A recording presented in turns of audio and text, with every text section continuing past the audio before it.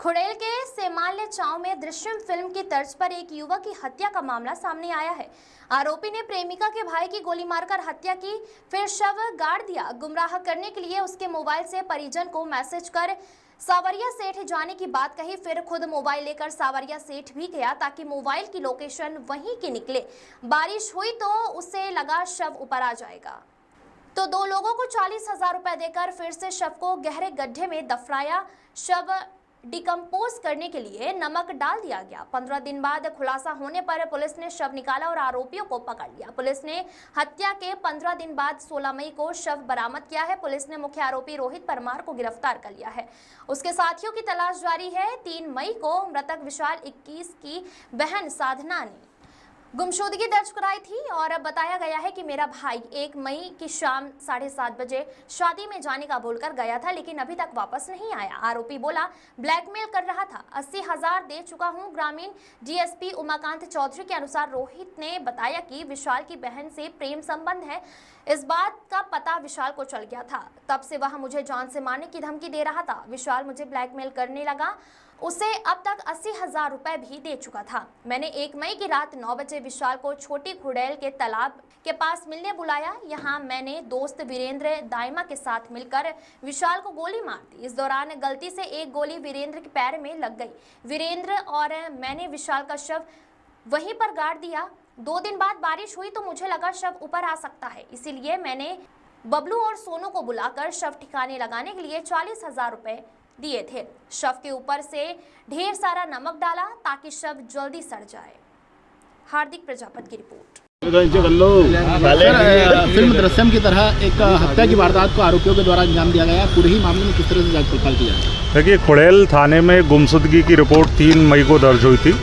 उसमें सेमलिया चाऊ का एक लड़का है विशाल चौहान, उसके परिवार के द्वारा बताया गया था कि वो शादी का कहने का बोल कर गया है कि शादी में जा रहा हूँ, लेकिन वो अभी तक नहीं लौटा है। उसके मोबाइल से वो मैसेज कर रहा है कि मैं सावरिया साइड जा रहा हूँ, लेकिन मोबाइल उठा नहीं रहा है। उस बात पर से पुलिस को शंका हुई कि इसमें कोई अन्य एंगल हो सकता है। पुलिस की टीमें लगातार उस दिशा में काम कर रही थी। एक विश्वस्त सूत्र से फिर मालूम हुआ कि एक व्यक्ति है उसी गाँव का जो रोहित परमार नाम का है, वो इस में शामिल हो सकता है इसको गायब करने के मामले में। उसको पुलिस ने हिरासत में लिया और उससे सख्ती से जब पूछताछ की तो उसके द्वारा ये कहानी बताई गई कि 1 तारीख को ही मैंने इस लड़के को, जो मृतक है विशाल चौहान, इसको गोली मार के इसकी हत्या कर दी थी और उसके एक साथी के सहयोग से इसको, जो हमारी पुरानी खुड़ैल के पास तालाब बना हुआ है, वहाँ पर इसको दफन कर दिया था और साथ में काफ़ी नमक भी उस बॉडी के ऊपर इन्होंने डाल के मिट्टी में दबा दिया था।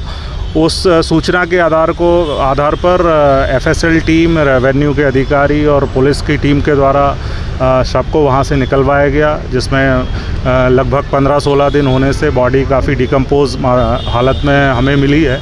उसको पीएम के लिए भेजा गया है। पीएम और एफएसएल की जांच के उपरांत ये पता चलेगा कि इसकी मृत्यु कैसे हुई है। जो आरोपी है उसने जो बताई है कि गोली मारने से हुई है, उसमें पता चलेगा। प्राथमिक तौर पे जब इसकी कहानी के हिसाब से इसने बताया कि 1 तारीख को मैंने उसको गोली मार दी थी और 2 तारीख को उसके ही मोबाइल से उसके घर वालों को उसने मैसेज किया कि मैं सावरिया साइड जा रहा हूँ। फिल्म दृश्यम की तर्ज पर इसने ये भी किया कि पुलिस या अन्य एजेंसी को ये भ्रम हो जाए कि ये जिंदा है, तो इसके लिए इसके मोबाइल को लेके खुद भी सावरिया साइड गया और वहाँ जाने के बाद इसने मोबाइल को बीच में बंद किया। फिर 1-2 दिन बाद फिर इसने उसी मोबाइल से घर वालों को मैसेज किया कि मैं कहीं और जा रहा हूँ, मुझे ढूंढा ना जाए। इस प्रकार से इसने गुमराह करने की कोशिश की है। तो खुड़ैल पुलिस के द्वारा बहुत ही प्रोफेशनल तरीके से हमारे थाना प्रभारी और उनकी पूरी टीम के द्वारा बहुत सराहनीय ये हत्या का खुलासा किया गया है। पुलिस अधीक्षक श्रीमती हेदिका वासल मैम के द्वारा पूरी टीम को पुरस्कृत करने की घोषणा की गई। इसमें जो मृतक है उसकी बहन से इस आरोपी का कहना है कि उसके संबंध थे, वो मिलने में ये रोड़ा बनता था, धमकी देता था और पैसे की मांग भी करता था। पर ये अभी आरोपी के द्वारा कही गई बातें हैं, इनको पुलिस विवेचना में वेरीफाई किया जा रहा है। उसके बाद जो भी आगे तथ्य आएंगे आपको अवगत कराएंगे। पिस्टल कहाँ से लेके आया था? कोई अपराधी? इसके दोस्त से ही इसने बताया कि उसकी सहायता से इसने पिस्टल ली है। अभी पिस्टल को भी इसकी निशानदेही पे सर्च किया जा रहा है और तालाब में फेंकना इसने बताया है।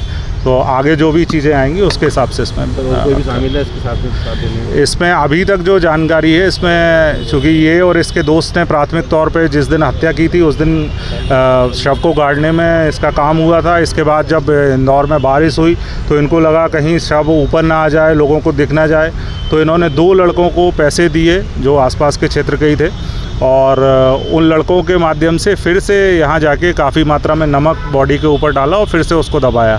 तो इस प्रकार से इसमें अभी तक 4 आरोपी पुलिस के द्वारा अभी पता लगाए गए हैं, और एक जो मुख्य आरोपी है उसकी गिरफ्तारी कर ली गई है। बाकी आरोपियों की तलाश के लिए हमारी टीमें रवाना हुई हैं, शीघ्र ही उनको गिरफ्तार कर लिया जाएगा। कितने रुपये दिए गए थे सर? लड़कों को बता रहे कि इसमें डेड बॉडी है और आपको नमक डालना इसने 40,000 रुपये का बताया कि मैंने 40,000 दे के 2 लड़कों को इसके लिए सहयोग लिया था।